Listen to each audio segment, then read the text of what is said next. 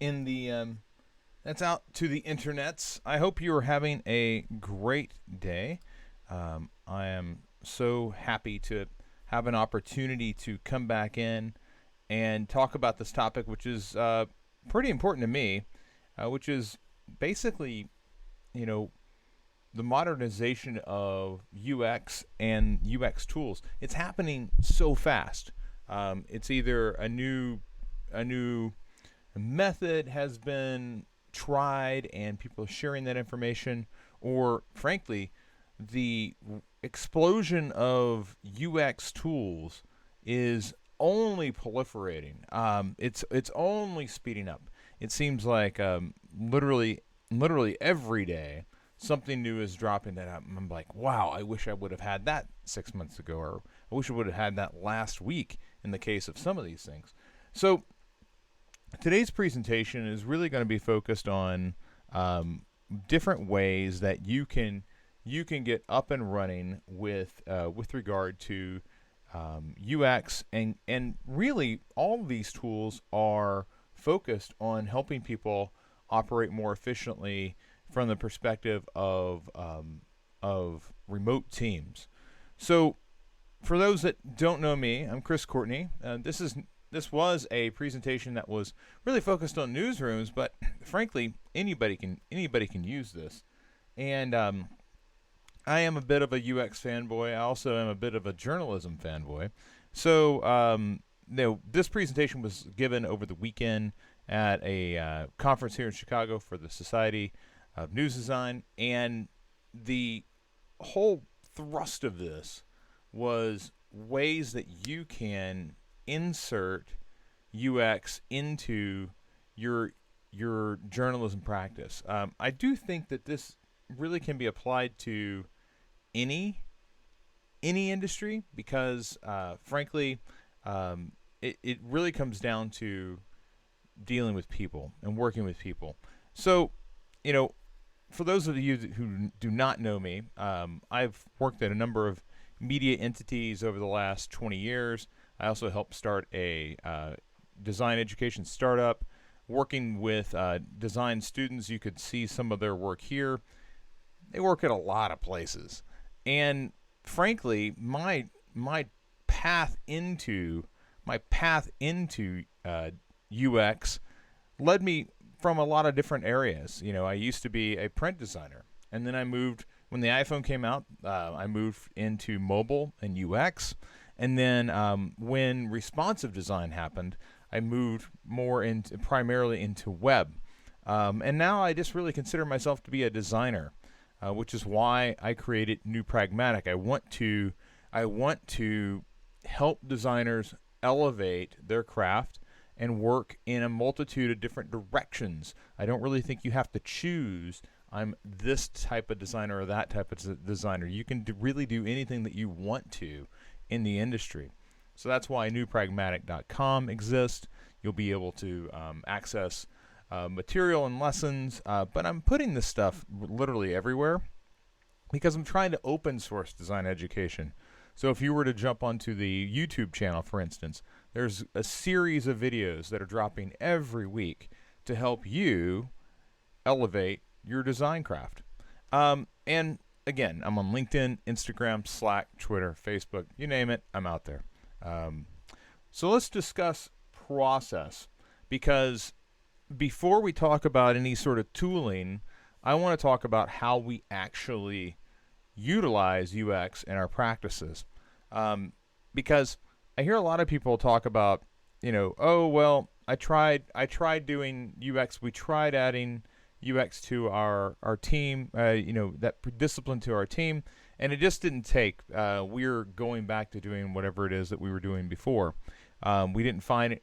We had our gut instincts were right, so we just stayed with that, and nothing improved. And the thing that I want to emphasize here is that UX processes, and there are a lot of them, they typically aren't broken. It's us as human beings that are pretty much busted. And here's what I mean. The Design Council Double Diamond is a sequence that was put together to help us kind of understand how design works. And it's got some nice little evenly spaced sections. We have a problem, then we're trying to define that problem, then we develop and deliver the solution, and there's this false confidence set up around these nice little graphics like this, because we all know that this is really more what the design process actually looks like. There's a lot of mess at the beginning, and then it tapers down, but we still kind of loop back and forth, and it tapers down a little more, and we get to something that levels out. And that's not just a cheap trick to help you visualize what design is. This is actually a cheap trick. This is actually what I believe the design process looks like before we try to clean it up and explain it to our peers. And there's a lot of fear in this, to be completely honest with you. There's a lot of people that are fearful of wasting time, okay? And that's the first thing that I want to discuss is we're fearful of wasting time because we jump to the solution all too often. We start with the problem, and then there's all this other stuff around. But the first thing that we do is we tend to go all the way and begin prescribing what we see as a solution. And that's because the confirmation bias begins to creep into our heads. If we think we know the problem, we immediately begin trying to solve the solution. I can't tell you how many people reach out and ask about practice tests for interviews. What questions can I ask? Can I go back and ask questions? Well, of course you can. Why wouldn't you? That's what we actually do when we're designing. We seek clarity. But so often we get these things and we try to immediately solve them. It's like we jump right into solution mode. Oh, I know what to do here. And that's because you have this false sense of confidence because you think you recognize what is actually in front of you when you haven't really dug it in. You're really operating at a surface level. And this is only worse this only gets worse the more experience that we have. And I want to give you a few terms that typically come up in these discussions. Oh, I've seen this one before. Well, that's you and me, frankly. That's us. That's us coming through and saying, you know what? I don't need to talk to anybody else. I've done this research before. This can't possibly be anything different than that. So I'm gonna begin solving this problem. You haven't defined the problem yet. You just think you recognize the situation. You begin moving forward. Last time we did X. Thinking that a past solution and a past diagnosis applies to the current situation is quite common. We even see it from people who have really highfalutin degrees that are supposed to be helping people, like doctors. People jump to the solution because the confirmation bias is based on what you see in front of you. You're not listening. You're not thinking. You're solving. My partner or relative does the same thing. This is probably the number one. This is the number one approach I hear from clients and from bosses. They use anecdotal evidence collected unscientifically from observation of people around them, and they begin applying it because it confirms something that it confirms. It makes them feel better about solving the solution in front of them. That information may be dead on. It may actually play out. But until you do the research, you really don't know. And it's really dangerous to head down that path and then later discover, oh, wait, that wasn't the issue that they were encountering. That was a similar issue. That was a coincidence. There's lots of things to explain why my partner or relative might do a similar thing, but that doesn't mean it applies here. It could be simply a coincidence. And then Carry On My Wayward Son. And that's just really an excuse to show you this picture of the band Kansas. Oh God, time has been rough. So what we're really doing here is we're moving from the problem, and we're not really paying any attention to the actual structure of the process. We're just jumping straight through to the solution. And that's what happens when confirmation bias creeps into your process and short circuits. So you're not really doing UX. You're just jumping to conclusions. So, the first thing to understand is that, you're a human, I'm a human. We suck at this. This is not our strong suit. Our strong suit is action, and when we have to be patient and we have to do the reps to determine what the problem is, that's working against how we naturally act. So tell me if I'm watching the chat here. Tell me if you've done this before. You've gotten sick, had an illness for a couple of days, you begin Googling. Okay? If you've done that, you know what happens here. You can find any number of things, and you typically will diagnose yourself with the worst possible thing that pops up. I know this firsthand. I did this back in 2010 when I was diagnosed with cancer. I found the diagnosis for the type of cancer I had. I also found like 1 billion worse things. And believe me, when you hit enter on this and you begin looking at images, it gets so much worse. And you'll begin immediately hearing the old Simon and Garfunkel, "Hello Darkness, My Only Friend." So to solve problems, we have to come to our core and admit that we rarely have the right answer. Not right away. We don't have that out of the box. We need to do our research, and if we do our research, we have a chance of pushing forward. So what I want to do is I want to encourage you to at the front side of this process, take a moment and instead of seeking out instead of identifying what the problem is, move it over to a prompt. Say, instead of "we need to solve for X," change it to "we need more information for X," or "what do we need more information for?" Because if you do that, it allows you to open yourself up to doing proper research rather than immediately solving a problem. Now, the prompt will allow you to focus on performing research rather than hunting for solutions. But in doing that, you need to take that first side of the diamond and enlarge it. And that's because research is messy. Research is inefficient. You're going to go down dead ends. You're going to begin seeking out information in areas that you're not familiar with. You're not really fully aware of what you're going to find. There's a lot of unknowns in doing research. So you need to overestimate the amount of time that you need. And to do that, you have to, take that mental model of the double diamond and increase the size necessary on the front end. The other thing I would say, and this is for teams that are hesitant on doing that, is that under-promising and over-delivery is the real key to getting buy-in on future projects from bosses, colleagues, clients.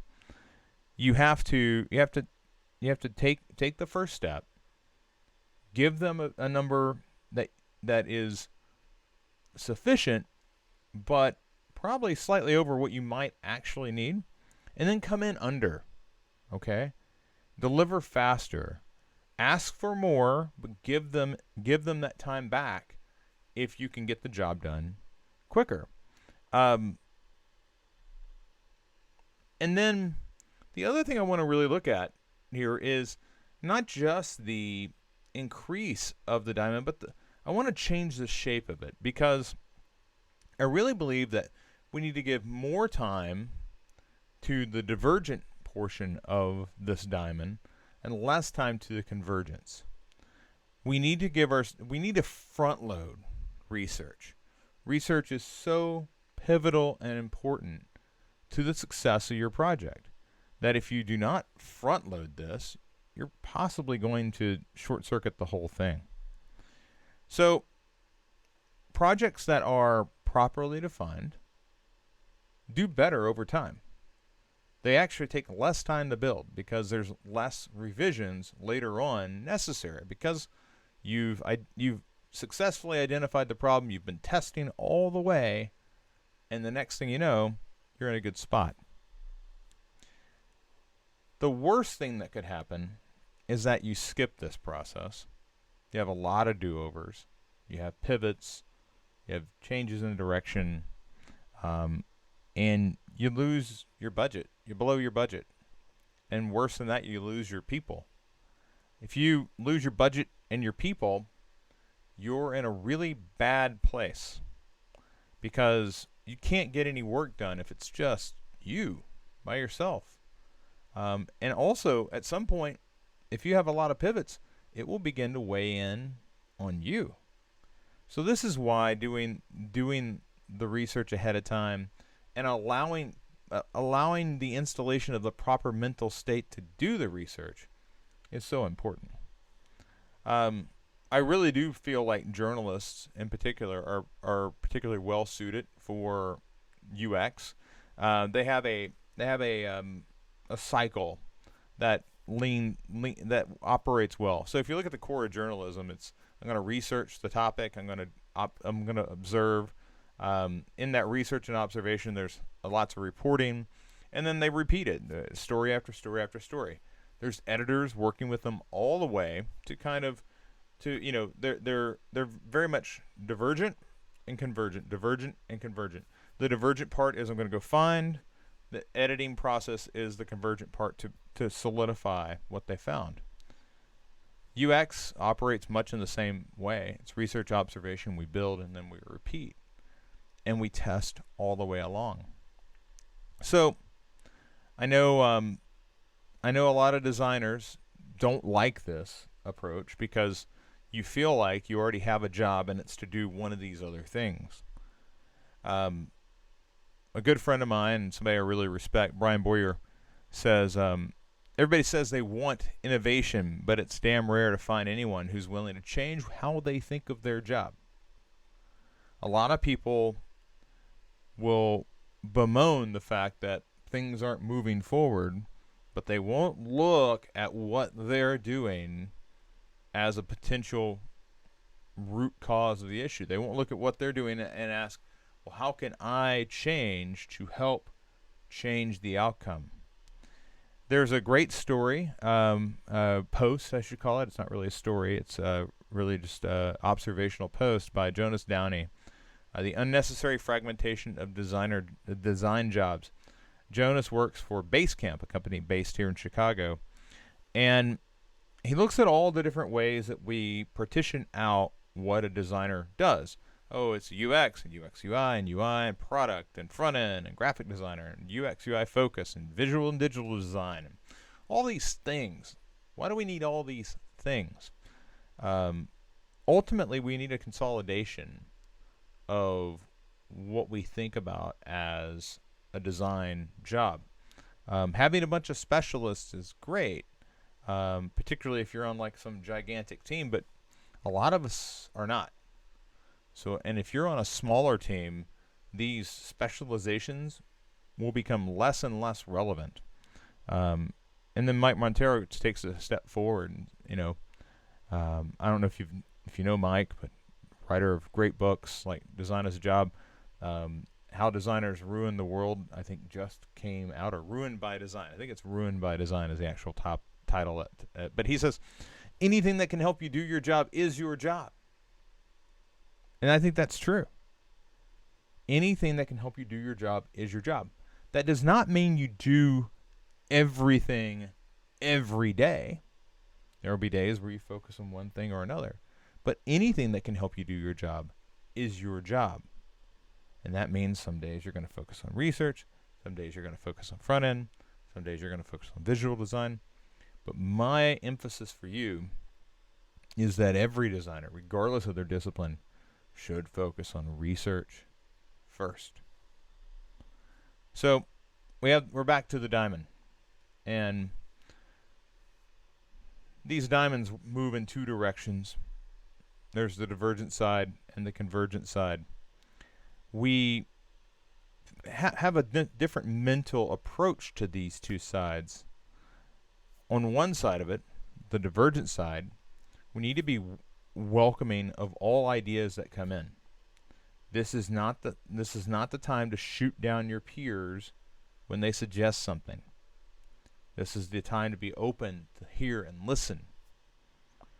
The merit side, on the other side of this, the convergent side, that's when you begin debating the merits of the ideas, not the merits of the people who submitted the ideas, but the merits of the ideas themselves. And this is an important thing that a lot of people miss. And that's why I'm taking a moment to really focus here. Your mental approach to each side of this must change. You can't be in an accepting idea when you're trying to drill down. I'm going to accept anything when you're trying to drill down. And you can't be shooting everybody down when you're trying to expand. So the problem typically, if we're trying to expand and change the way that we approach UX, the problem typically is, how do we fill this first half? How do we get enough research in here that it's going to make a difference? And as I stated earlier, if you have questions, I am watching the YouTube chat, so feel free to ping me there. What we need is more methods to fill this first half. This first half, we need approaches that are going to allow us to develop the approach needed to have enough ideas to converge down. Remember, previously we had the problem and we typically jump straight to the solution. So the first thing that I really want to encourage you, and this is straight from the Dan Norman Design of Everyday Things book, is observation. And observation provides you with contextual clues of how that device or application is going to be used in the realm of everything else that's going on around the person. We so often forget that the things that we create exist in the real world, and they are not the focus of the person that's using them. They are just one of many things that they will come into contact with. You don't have their full attention when they're using our we do not have their full attention when they're using our products. And observation and watching people go through their day will help provide you with those clues. Field observation is best. Once you get out of your offices, I want you to go places where people are using the things, and it doesn't even have to be the specific thing that you have, the thing that you're working on. It has to be observation of how people go through their daily life. One of the most influential things for me as a younger designer was having my boss say, "Hey, why don't you go get on the train here in Chicago and go ride around and see how people interact with media, books and newspapers, phones. How are they getting their information? What are they spending their time on the train doing?" And it directly impacted the size of the typography in the print publication I was working on, because we realized that, when you're on a train, you're not sitting there still. The train is moving, the hands are moving, the medium is moving. So you need to have a larger typeface so the eye can hook onto it. If it's too small, it's too hard, and they'll put the newspaper away.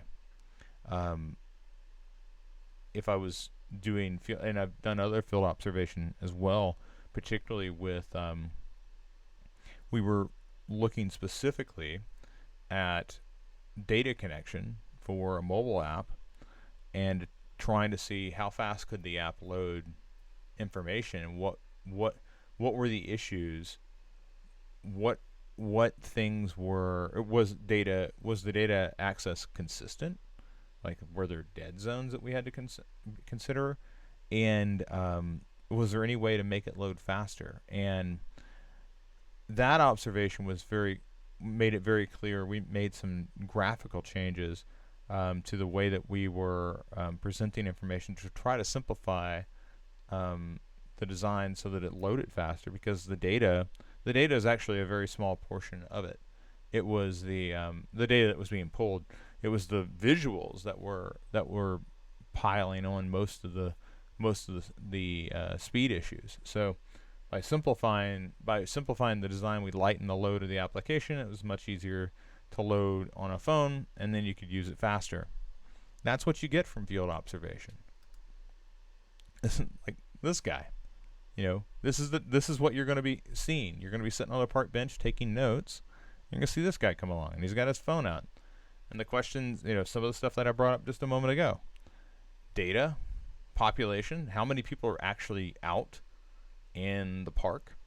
Usage, how many people are out in the park actually using their phone? Seasonal, is like weather going to be something that impacts this? And then bears, because that guy's going to totally die if he's out, messing around with his phone in the park. Now, I know you didn't see that the first time because I snuck a bear in there, but it is just a cheap ploy to show you a picture of Mike Ditka because he's a member of the Bears. Remember, this was a presentation in Chicago. So, first wave testing is also something that I really want to encourage you to participate in, because really, a lot of people, myself included, hold off on running user tests, on testing their prototypes until they have something in hand. And I really want to encourage you to test existing products. If you're just getting started with the UX, writing tests to run on existing products is a great way to get really good at running user tests. And I want to strike that. Running product tests. We don't test users. Although what you'll find, and this is again an observation from books like Design of Everyday Things, we tend to blame ourselves for our shortcomings in utilizing applications, phones, devices, etc., when in fact it's a shortcoming of the design of the thing we're using. So, think to yourself about the last time that you made a mistake, downloading an app, or the last time you made a mistake loading the dishwasher and you forgot to turn it on, or you forgot to put it on the right setting. Oftentimes it's not, and you say to yourself, "Oh God, I can't believe I forgot to do that again." Well, it's not your fault.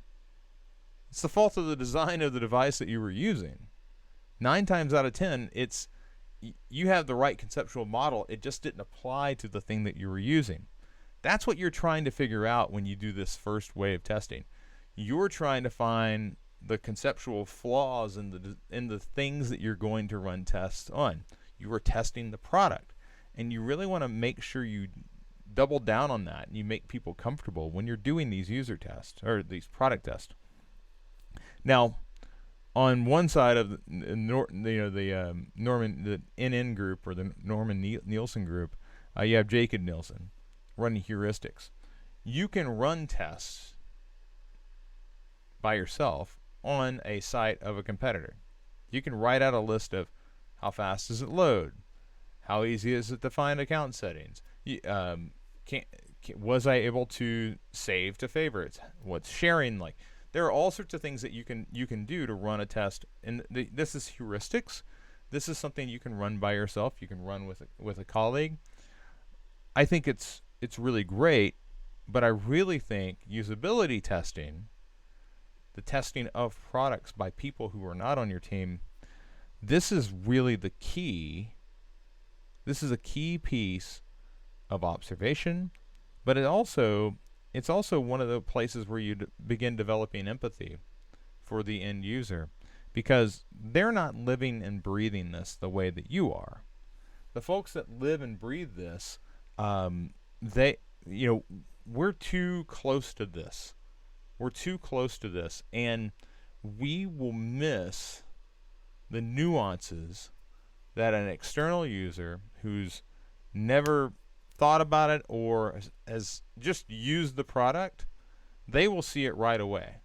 They'll struggle with it in a way that we will not. I got a question here. It says, typical, hey, thank you. Typical design sprint runs for 2 weeks in my workplace. What should be the hard deadline for doing the divergent part of the diamond? Well, Pankil, that's a great question. My belief is that the expansion and contraction, the divergent and convergent portions of the diamond could be applied to 2-week sprints. Okay, you could break down discrete tasks that you're going to do for each 2-week sprint, and then come together. So if it's a 2-week thing, I would say the first week plus Monday, Tuesday, you're doing research and you're digging into whatever set of issues that you're trying to wrap your head around. And then you come together on Wednesday, and you or maybe Wednesday or Thursday, and you hold a meeting, and you begin mapping out, okay, here's what we found. Let's look for the hot spots in this information so that it can inform our next steps as we move into the next sprint. I do think that there are teams that they try to hold several sprints of pushing the diamond out, and I think that ends up doing basically the same thing, but I would rather do discrete portions of the research and bring the diamond back in with the sprints rather than going beyond the sprints, because I do like the fact that in that approach, design has a deliverable with each sprint, and it's operating in line with what development is also doing. Design isn't getting a special out. Oh, we don't have to do that because we're doing research. I do think that also the information that you could share in a 2-week sprint could be pivotal in steering the group. There's so much that happens when when basically you work for too long in a silo. Oh, we'll get you our research findings the next sprint. Well, that's 2 more weeks the team could be moving in the wrong direction. However, I don't think that you should be trying to test out and do research on the entire application. I think you're really focused in on what you're trying to do, which means that you may do multiple waves of testing and interviews and whatnot. So rather than it just being one wave, maybe it's a lot of small diamonds, okay? And we've had a finding, we want to circle back. I think that's the approach that matters. And again, I like more communication on a team, so I think having a convergent portion, a discussion where the team is seeing what has been produced over the past 8 to 10 day or 8 to 9 days, work days. I think that's beneficial. So that's how I would approach that. So again, I want you to do these tests early and often. I really don't think that you have to have. I used to say, you know what, make an early sketch, and then put that sketch out there, and then go test the sketch. I don't even think you need that. I think you need to first test, and this is a bit of competitive analysis, to be completely honest with you. But I think you need to go test your competition first before you even make any of your sketches. Get that observational research in. And frankly, I think it's beneficial to have somebody else taking a look at the competition so that you can see it through untrained eyes. You're trained in, you're really focused in on what's there. I think you need the outside benefit of a pair of untrained eyes on that same competition. So the big takeaway here is run tests on your competition, and to do that, there's a number of sites that you can use. Usertesting.com, which again, aside from the poor name, it does a really fantastic job. You can actually get paid to test. This is something I would suggest doing, actually. I would sign up for their paid tester account. That way you get to run tests. You get to be a participant on somebody else's user test. And I think it's really helpful to see how other people are writing their test rather than you just writing something on the fly. I think actually participating and running and doing a test for somebody else is helpful. Maze.design. I've set up Maze design test by screenshotting a competition's application and then putting it into InVision and hooking InVision up with Maze, and then saying, okay, try to do X, and just to see if the person could do it. This is really helpful for applications. Usertesting.com, you can put in a URL. Maze is, but giving an application like go download this app is kind of a hurdle that I have never been able to really solve with usertesting.com, but maze.design, there is a way to get to that. Usability Hub is one of my favorites. You can become a tester there as well. I like Usability Hub for a couple of tests. I like it for ABs. So if I've got two designs and I want to see what's going to resonate with a user better, I like that. Also, I do like Usability Hub for 5-second tests. Like you show somebody a screen of design for 5 seconds, and then you ask them a series of questions afterward about that design. I think you get a sense of what's resonating with something like Usability Hub. And then use Hawkeye. Use Hawkeye is really cool. I actually want to take a moment to pull that up. Let's go to usehawkeye.com. This is something that it does require an iPhone. It does require an iPhone X or above. But the real trick is with Use Hawkeye, it's using the camera to track where their eyes are going. And that's something that, we used to spend thousands of dollars to set up eye tracking tests. And now it's here, literally available for anybody who wants to run it on their application or a competitor's application.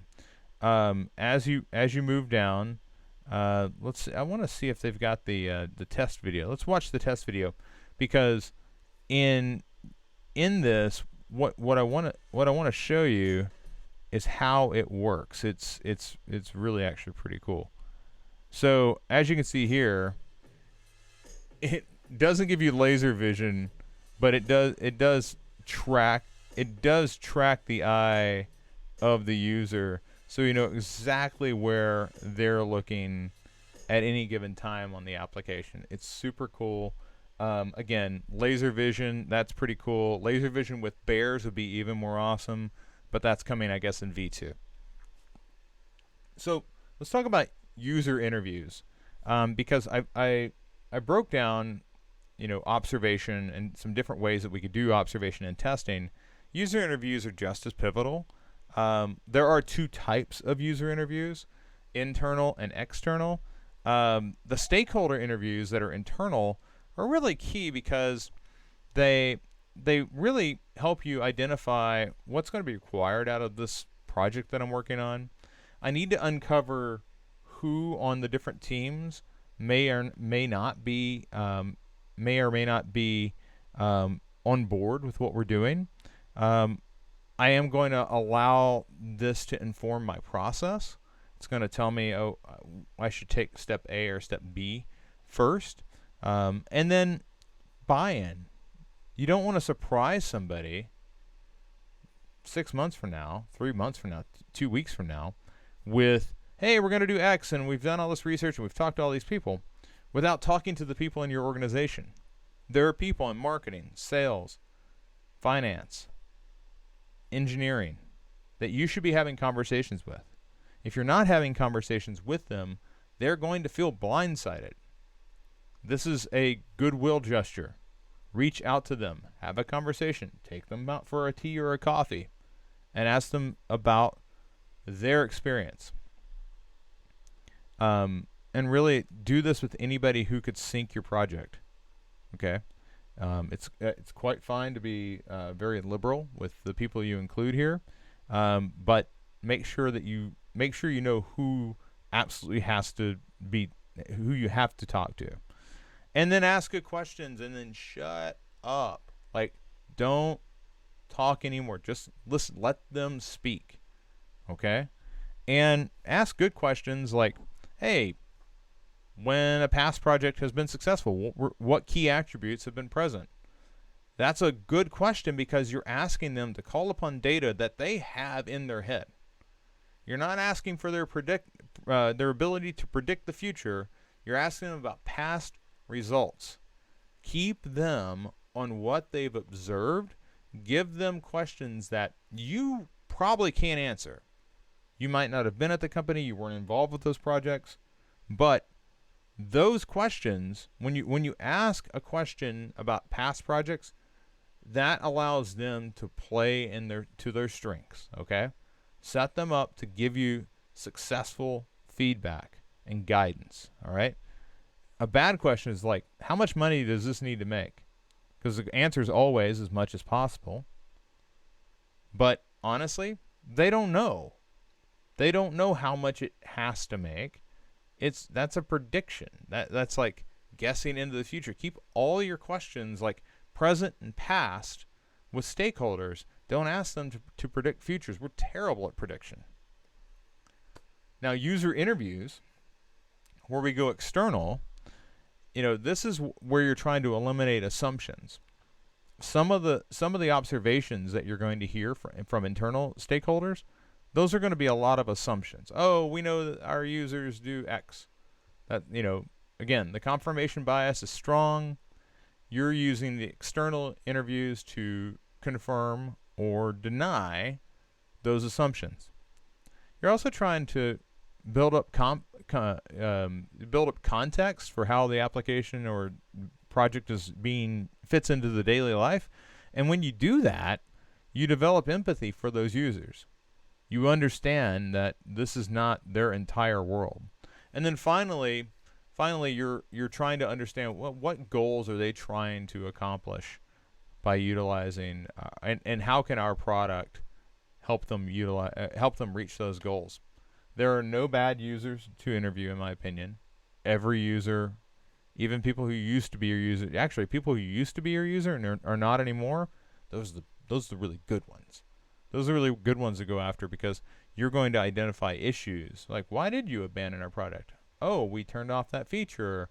Oh, it got too expensive. Or, oh, it was buggy. Like, if somebody was to give me a user interview or give me a former user interview for like Sketch, I would tell them that, yeah, you know what? I used to teach people Sketch, and then you kept updating your product and releasing it with bugs, and I kept getting like frantic emails from students talking about how their entire file was corrupt now.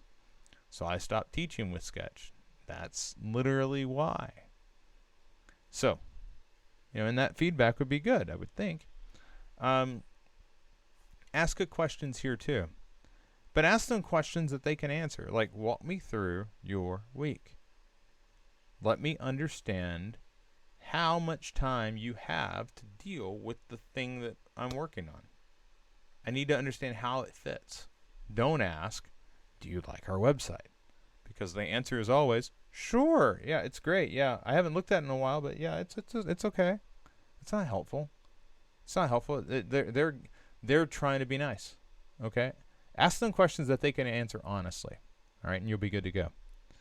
And that said, avoid all the yes/no answers. You can put that in a survey if you want to, but a word on surveys, like 3 user interviews is worth 1,000 user surveys.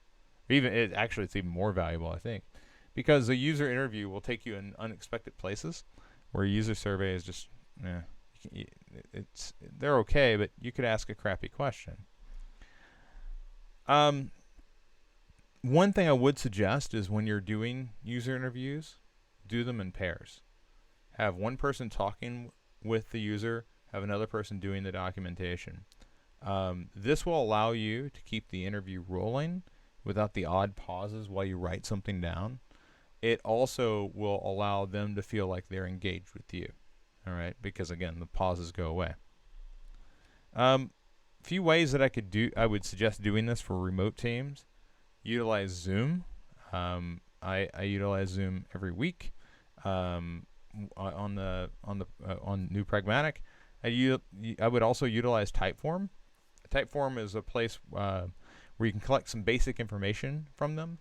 Typically, the way I utilize Typeform is I say, "Hey, I'd like to."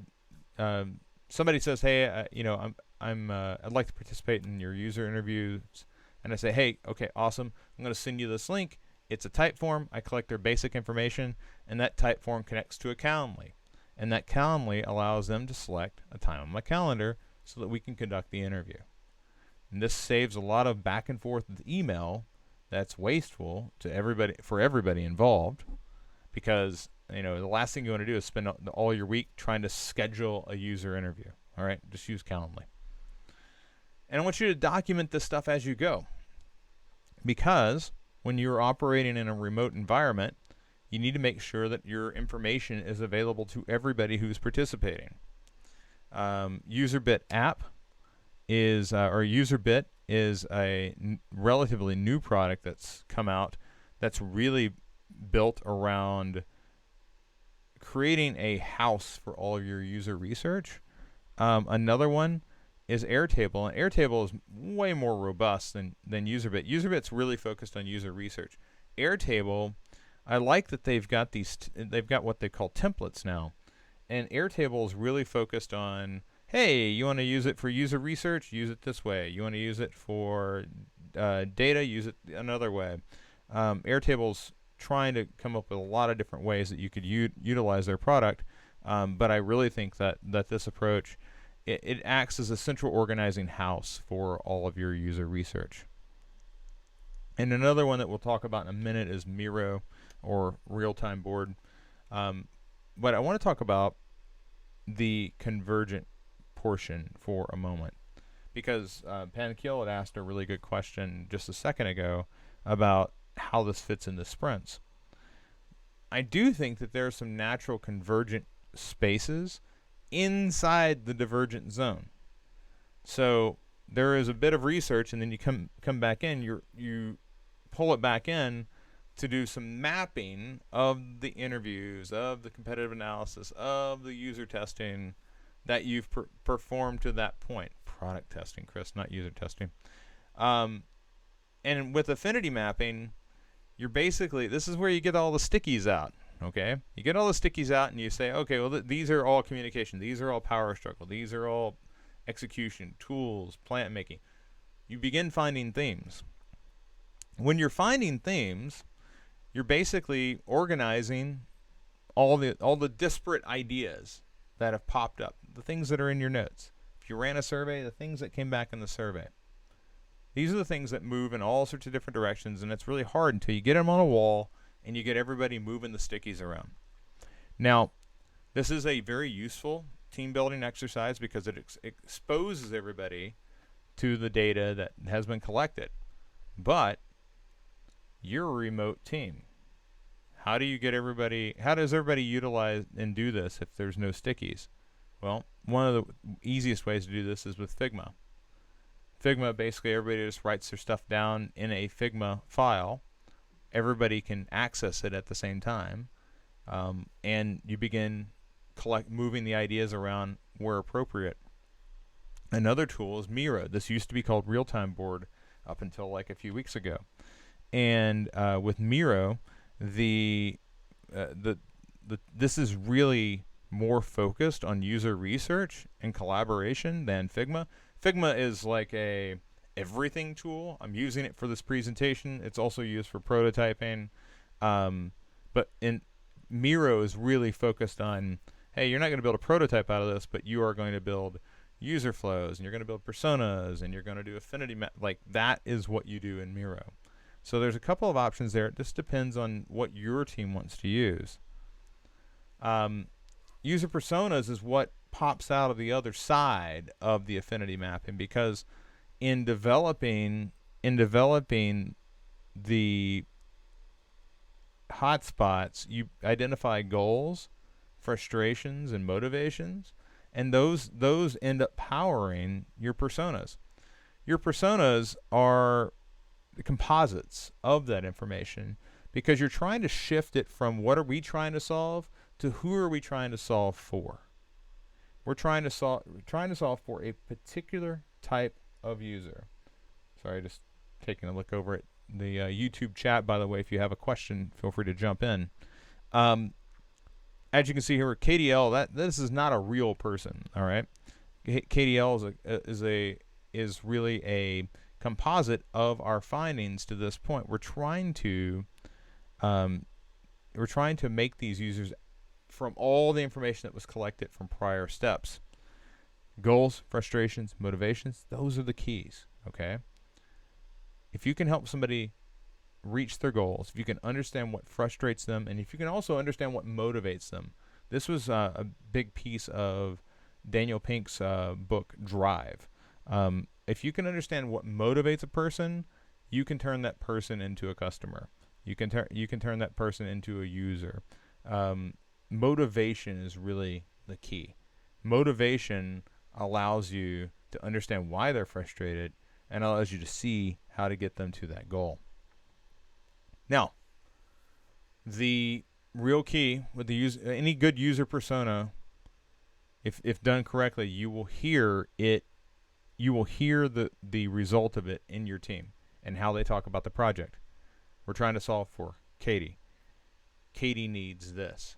Not we needed it. It will be Katie. That's when you know if a persona is really working, is if the team is referring to it. And another pro tip, bring it up. Bring Katie up as much as possible. All right? Because if we're doing design right, we're not solving for us. We're solving for our users. Right? Right. Finally, journey maps. Journey maps can be as simple or as complex as you want. This is also a great time to talk about the band Journey, but I'm going to save that for another time. This journey map here is the map of an Uber customer, and it goes through and really carries you from start to finish the journey of that particular customer, from their research, their validation, their commitment, the receiving of goods, the actual ride, and then what happens after the ride is over. This is one form of a journey map. Another would be this one from Disney, which is this is actually from Walt Disney, like Walt Disney, drawing out the different ways that all the aspects of the Disney franchise play off one another. The music, commercials, theatrical releases, publications, comic strips, merchandising, and Disneyland itself. I suspect the merchandising part would be like a gigantic portion of this now, maybe even larger than the movies themselves. And then it doesn't have to be just a product. You know, this is diabetes. That's nobody's product. This is the journey somebody travels through, from being healthy to diagnosis to determining whether they take an upswing because they are living with it, or whether health fails and why that health would fail. So this is something that I believe journey maps can be applied to really anything that we do. It's frankly, it's a system map. All right, it's the mapping out of an aspect or over time. Okay, now visualizing these steps helps us understand what needs to happen to get a user to their goal. All right, and my basic advice to you would be to not sit down and work in Figma or Miro or any of that. I would start with a piece of paper, because journey maps can get really complex. Okay, I mean, you saw the diabetes graph. I think that you can go around and chase your tail a lot if you jump directly into a drawing tool. You'll probably end up chasing your tail and you won't get very far with it. But if you start with a sketch and you basically, you know, I had a short, I created a small journey map myself, and this helped me kind of phase out the different, you know, this is phase 1, then these options happen, this is phase 2. These steps really benefit you when you do sit down and you work in a dedicated drawing application or something like Miro, where you're trying to chart out what's happening. If you want to test your skills out here, I would suggest that you start by drawing toast. Like, literally have a toast, you know, the process of the process of making toast. If you were to do this with your team, it immediately sets you up to think about things in steps. What are the steps necessary to complete X task? If you want instructions on that, you can literally go to drawtoast.com. This is a TED Talk where basically it's just an introduction to systems thinking. But you should start with your user and how they make it to your door. Don't start with them at your door. That's making a lot of assumptions. The good news here is that if you've done your affinity mapping, you've done your research prior to this, you should have an understanding of how they make it to you. You should have an understanding of how your product fits into their lives. You should also understand how your product fits into different users' lives. The draw toast approach for somebody who has to rush off to school and doesn't have a chance to make toast in the morning probably looks a little different than somebody who gets up and has toast first thing in the morning, because they're coming to it from different perspectives.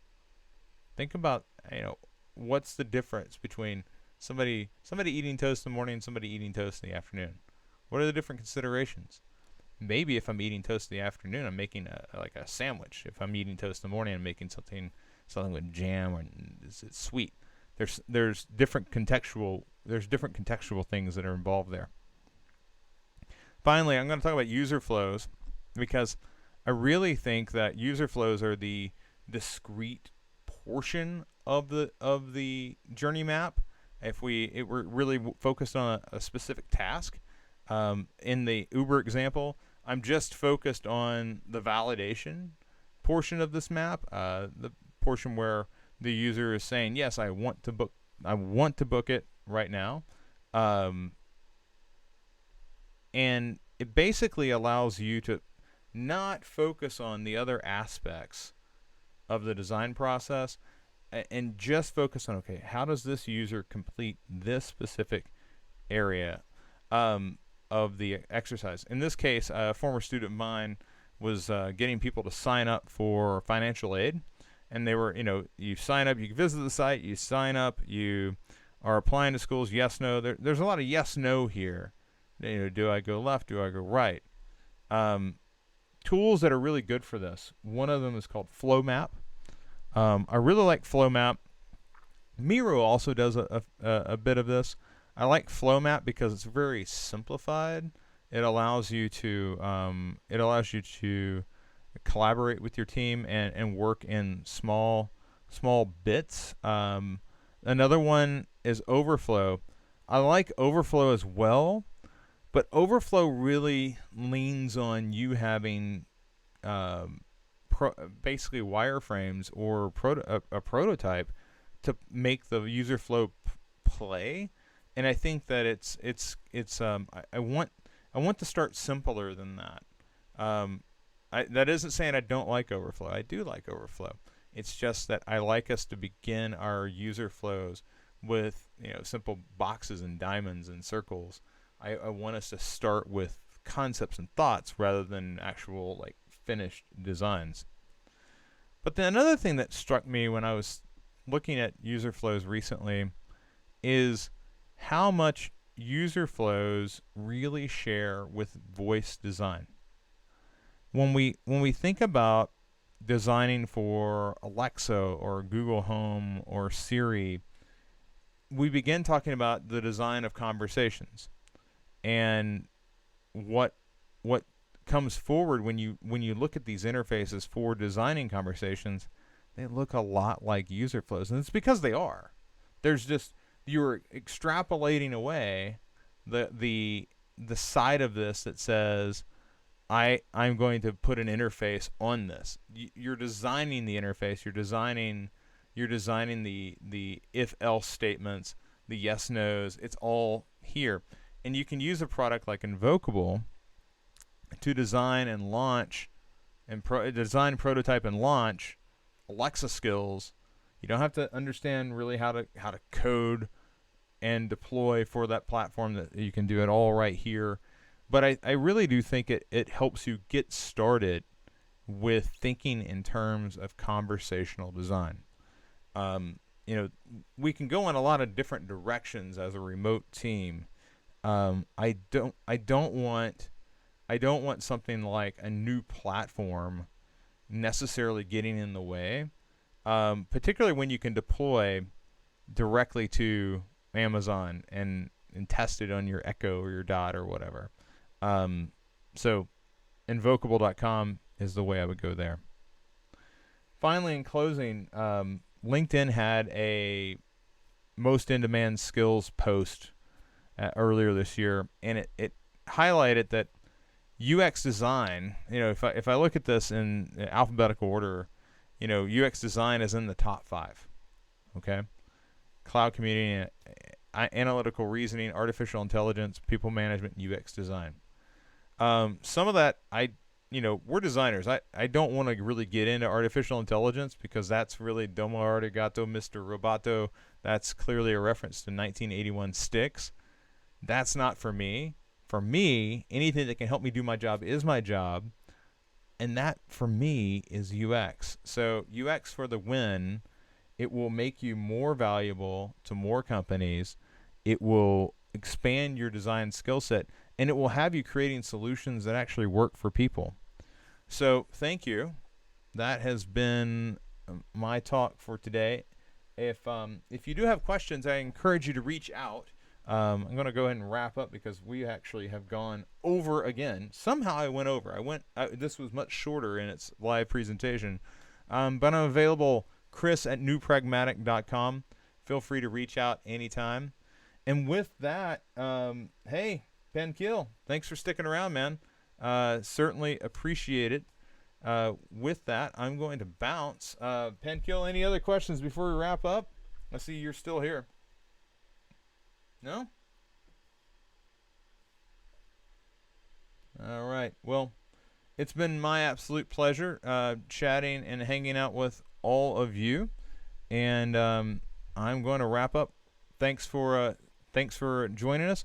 And I believe our next live stream will be coming up Friday when I break down UX job postings. I'll see you then. Later.